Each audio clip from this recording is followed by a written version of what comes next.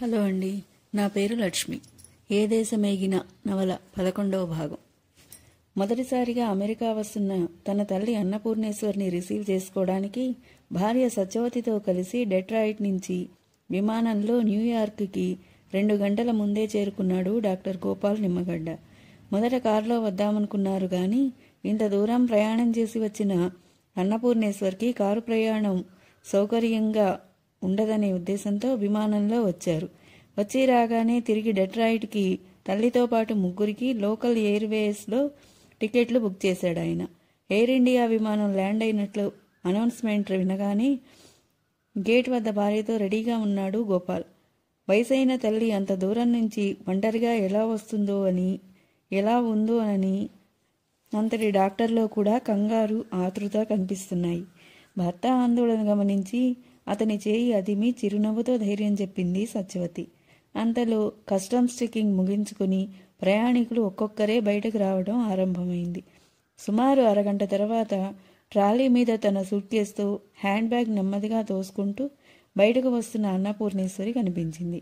తల్లిని చూడగానే ఒక్కసారిగా ప్రకాశవంతమైంది గోపాల్ ముఖం. ఆయనతో పాటు సత్యవతి కూడా ఆవిడకు చేయి ఊపి తమ ప్రెజెన్స్ను సూచిస్తూ చిరునవ్వులు నవ్వారు. ఆవిడ పక్కనే ప్రయాణంలో ఆమెకు అన్ని విధాలా సహకరించిన ఆంధ్రా దంపతులు ఇద్దరూ తమ సామాన్లతో ట్రాలీలు తోసుకుంటూ వస్తున్నారు. వాళ్లను చూడగానే గోపాల్ గుర్తుపట్టాడు. తెలిసిన వాళ్లే. నిజానికి విమానం ఎక్కినప్పటి నుంచి దిగి బయటకు వచ్చే వరకు వారి సహాయం మరువలేనిది. వాళ్లంతా బయటకు రాగానే గోపాల్ సత్యవతులు వేగంగా ఎదురు వెళ్లారు. కొడుకు కోడల్ని చూడగానే అన్నపూర్ణేశ్వరికి ఆనందంతో మాటలు కరువయ్యాయి. వాళ్ళిద్దరినీ కౌగిలించుకుని చిన్నగా ఏడ్చేసింది.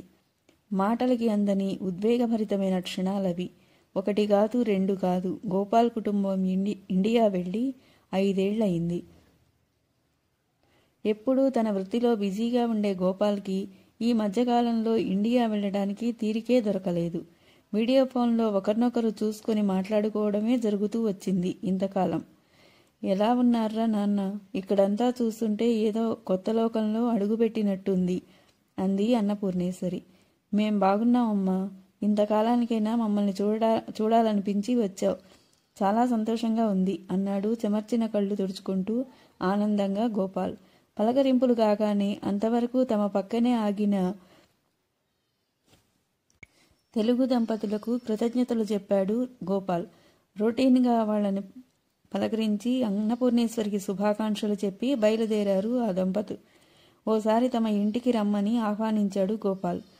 వాళ్ళు సరేనని చెప్పి తమ విజిటింగ్ కార్డు ఇచ్చి బయటకు దారితీశారు. తల్లి చేతిలో నుంచి ట్రాలీ తను తీసుకున్నాడు గోపాల్. అత్తగారి చేయి పుచ్చుకొని నడిపించింది సత్యవతి. అదేమిట్రా అబ్బాయి, బయలుదేరినప్పటి నుంచి రాత్రే కాలేదు, సూర్యుడు కనిపిస్తూనే ఉన్నాడు.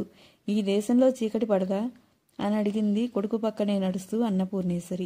అలాంటిదేం లేదమ్మా అంటూ నవ్వేశాడు గోపాల్. మనలాగే ఇక్కడ పగలు రాత్రి ఉన్నాయి. కాదంటే నువ్వు ప్రయాణించిన విమానం సూర్యుడితో పాటే పశ్చిమంగా ప్రయాణం చేయడం చేత నీకు పొద్దు కనపడుతూనే ఉంది. ఇప్పుడు మనకిక్కడ మధ్యాహ్నం టైం కదా, ఇదే టైంలో మనకక్కడ ఇండియాలో అర్ధరాత్రి సమయం అంటూ వివరించాడు. ఇంతకీ మనం ఉండేది ఈ ఊరేనా అడిగింది అనుమానంగా. లేదమ్మా, ఇక్కడికి చాలా దూరం. నేను రిసీవ్ చేసుకోవడానికి వచ్చాం. ఇది న్యూయార్క్ నగరం. మేముండేది డెట్రాయిట్. ఇప్పుడు ఇక్కడ ఎయిర్పోర్ట్లో ఆ ఊరికి మరో విమానం ఎక్కాలి. మళ్ళీ విమానమా? అమ్మో, నా వల్ల కాదురా తండ్రి. నిద్ర ముంచుకొస్తుంది. మన ఊళ్ళో నిద్రపోయే టైం కదా, కళ్ళు మూతలు పడుతున్నాయి అంది ఇబ్బందిగా చూస్తూ. అప్పటికి ఎయిర్పోర్ట్లోంచి బయటకు వచ్చారంతా. ఏం చేద్దాం అన్నట్టు భార్య ముఖంలోకి చూశాడు గోపాల్. ఓ పని చేద్దాం, టికెట్స్ క్యాన్సిల్ చేయండి, అద్దె కారులో వెళ్ళిపోదాం అంది సత్యవతి. మళ్ళీ కారు ఎందుకురా డబ్బు దండగా? ఇక్కడి నుంచి మీ ఊరికి బస్సులుండవా అడిగింది అన్నపూర్ణేశ్వరి. లేదత్తయ్య, మన దేశంలో లాగా ఇక్కడ పబ్లిక్ బస్ సర్వీస్ ఉండవు. మన అవసరాన్ని బట్టి బస్ అయినా కారైనా బుక్ చేసుకోవాల్సిందే. టాక్సీలు దొరుకుతాయి కానీ రేట్ ఎక్కువ. అందుకే ఈ దేశంలో కారు లేకుండా ఎవరూ ఉండరు. మన ఇంట్లోనే 4 కార్లున్నాయి అంది సత్యవతి. ఈ లోపల గోపాల్ తనకు తెలిసిన ట్రావెలింగ్ ఏజెన్సీకి ఫోన్ చేసి డ్రైవర్తో సహా కారు పంపించమని చెప్పి తల్లిని భార్యని అక్కడే ఉండమని చెప్పి డొమెస్టిక్ ఎయిర్పోర్ట్లోకి వెళ్లి తమ ఎయిర్ టికెట్స్ క్యాన్సిల్ చేయించుకొని వచ్చాడు. ఫోన్ చేసిన పావుగంటలోనే కారు ఎయిర్పోర్ట్కి వచ్చి రెడీగా ఉంది. గోపాల్ తిరిగి వచ్చేసరికి సత్యవతి, అన్నపూర్ణేశ్వరి కారు వద్ద నిలబడి ఉన్నారు. లగేజ్ కారులోకి చేర్చాడు డ్రైవర్. అతను గోపాల్ కుటుంబానికి తెలిసినవాడే, నీగ్రో యువకుడు. అంతా కారులో కూర్చున్నారు. కారు బయలుదేరింది. అది ఖరీదైన కారు. ప్రయాణం చాలా సుఖంగా ఉంది. పిల్లలిద్దరినీ కూడా తీసుకురావాల్సింది అంది రిలాక్స్డ్గా సీటుకి చేరబడుతూ ఆవిడ. వాళ్ళిద్దరూ ఇంటి దగ్గర మన కోసం ఎదురు చూస్తుంటారు. నువ్వే చూస్తావుగా అన్నాడు గోపాల్. న్యూయార్క్ వీధుల్లో ప్రయాణిస్తుంటే ఆకాశాన్ని అంటుతున్న ఆ భవనాలు, అక్కడి రోడ్లు, ప్రజల్ని అబ్బురంగా చూస్తోంది ఆవిడ. నగరం దాటేసరికి 4 లైన్లు, 8 లైన్ల రోడ్డు, కుదుపులేని కారు ప్రయాణంలో క్రమంగా నిద్రలోకి జారుకుంది అన్నపూర్ణేశ్వరి. కారు వేగంగా డెట్రాయిట్ నగరం దిశగా దూసుకుపోసాగింది. న్యూయార్క్ సిటీ దాటక మునిపే మగతగా నిద్రలోకి జారుకుంది అన్నపూర్ణేశ్వరి. తిరిగి మెలకువ వచ్చేసరికి కారు డెట్రాయిట్ నగర వీధుల్లో ప్రయాణిస్తోంది. బాగా నిద్రపోవటం చేత అలసట తగ్గి ముఖం కాంతివంతమైంది. కొత్త ఉత్సాహం ఏర్పడింది. లేచి సరిగా కూర్చుంటూ వాటర్ బాటిల్లో కొంచెం మంచినీరు తీసి ముఖం తుడుచుకొని నీరు తాగింది. ఏరా అబ్బాయి, ఏ ఊరురా ఇది అని అడిగింది. ఆ వీధిలో ఎత్తైన భవనాల్ని, అక్కడి జనాన్ని చూస్తూ ఆమెకు సత్యవతి బదులిచ్చింది. డెట్రాయిట్ నగరం వచ్చేసాం అత్తయ్య, కాసేపట్లో మన ఇంటికి చేరుకుంటాం అంది. అబ్బా, ఏం ఊరు, ఏం లోకమే తల్లి. ఊరు కాని ఊరు, దేశం కాని దేశంలో ఇక్కడ ఎలా ఉంటున్నారో గాని చూద్దామంటే చీర కట్టిన ఆడవాళ్లే లేరు. ఎక్కడ చూసినా గౌన్లు, ఫ్రాకులు.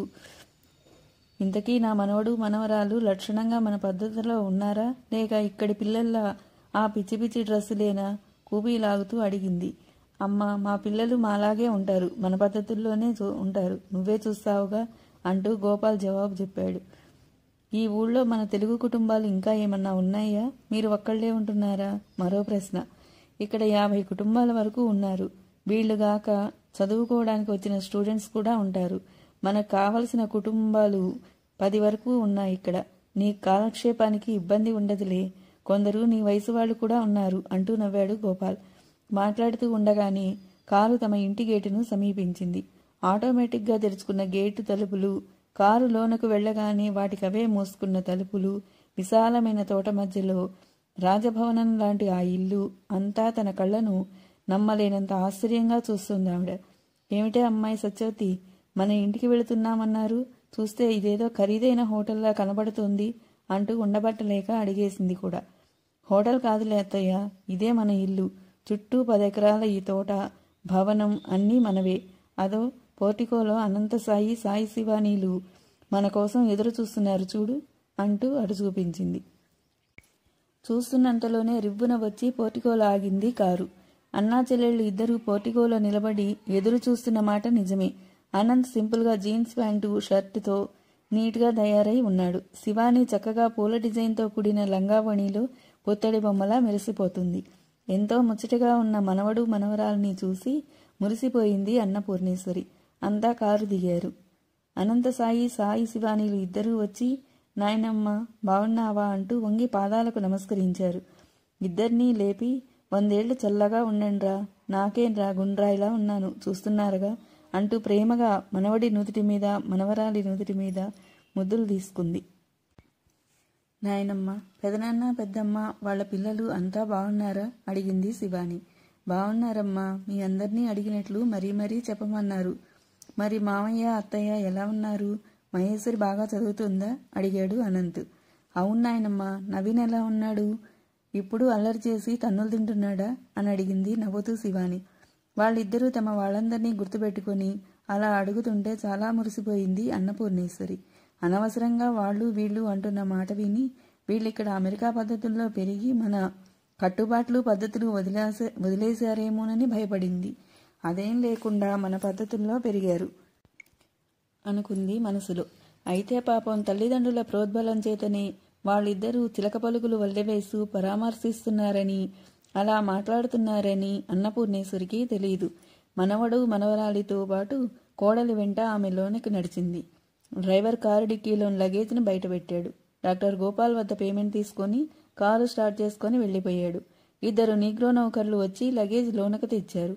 మేడపైకి ఆమె నడవలేదనే ఉద్దేశంతో హాలును ఆనుకునే ఉన్న బెడ్రూంలో లగేజీ పెట్టించాడు గోపాల్.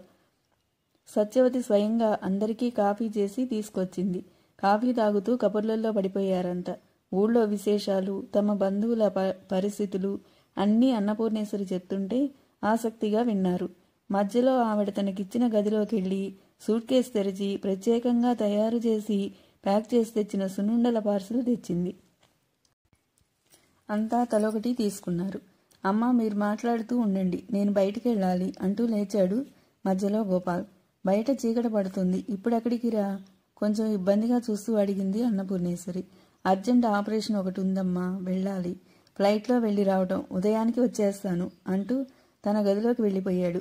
అతని వెనకే సత్యవతి వెళ్ళింది.